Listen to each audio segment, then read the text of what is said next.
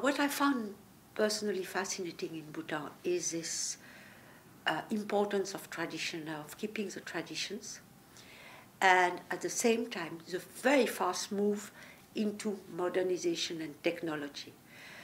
A lot of people have moved directly from manuscript to computer without going through the pen and the typewriter, which is quite amazing. And so this is really fascinating. And the social media is huge in Bhutan. On a population of 750,000, we have 100,000 people on Facebook and 10,000 people on Twitter, including all the politicians. So it is huge. It is huge and maybe not expected in the conventional sense or the conventional wisdom about Bhutan. Bhutan has done great progress in health, education, because it's free in Bhutan for everybody, including the migrants like me originally. So this is great, but it is facing a lot of challenges. One of the challenges is, of course, to have the revenue, money coming in, depending less on foreign aid and less on India and more on its personal revenue from hydroelectric project. So that's one. Second biggest challenge is the success of education. It might be very contradictory to say that, but because education was such a success, we have 150,000 kids in the schools. Basically, everybody goes to school. Young kids, when they finish their secondary high school or colleges, don't want to do any blue-collar job. So we have to, in Bhutan, we have to import a lot of migrant workers from India, basically, to do all the blue-collar job.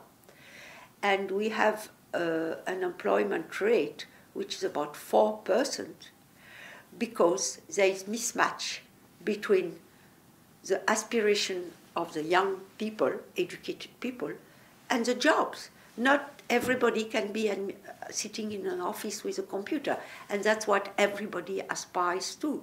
So there has been a shift in the past 5 years regarding the blue-collar jobs, the dignity of labor, vocational training, and so on. But it is changing slightly, but it is also very difficult because the parents have tough time to understand that somebody who has gone to college has to take a blue-collar job. Very, very difficult for the parents to accept it. So there is a mismatch. And education, there is a big, big rethinking now about the education priorities. At the same time, it is a success of education, of course. Okay, so that's one big challenge, that's the youth unemployment. Another big challenge is the rural-urban migration. And that's why the government is trying to emphasize on development of technology in the rural area and have community e-center so that the rural people can have access to computer, to social media. They go to a center, and e-governance. E-governance is also very important. In Bhutan, a lot of things can be done on internet. You fill your form and you get it. That is including the work permit. It's done online. So a lot of things are done online, but they really want to move into e-governance completely, which according to me will not be feasible before 10 years or 15 years because of the infrastructure necessary for the cable and all this. But it is quite amazing. So this is to keep also people in the rural area so that they don't say, oh, we are left behind by the government. And this is to prevent, one of the reasons to prevent rural-urban migration. And another problem in urban areas are the drug abuse. Of course, compared to Bangkok or Manila or even the US or Canada, maybe there is not many drug addicts. But for Bhutan, which is a small society, we all know each other. There is a saying in Bhutan saying, either you're related by blood or you're related by marriage, and sometimes both, you know. So everybody knows everybody, and drug abuse touches all the society, all the layers of the society, from the richest to the poorest. And the drugs abused are mostly with medicine, sniffing glue, and a little bit of cannabis, but I believe cannabis is going to be legalized in the US, so I don't know if it's a drug or not.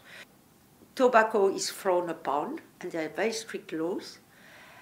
And now they are tackling head-on alcoholism, which is a huge problem in Bhutan. It's like in France. It's a cultural way of living. You drink.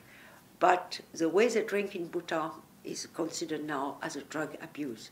So the government and the social societies, because we have a lot of social societies, have to deal with this problem.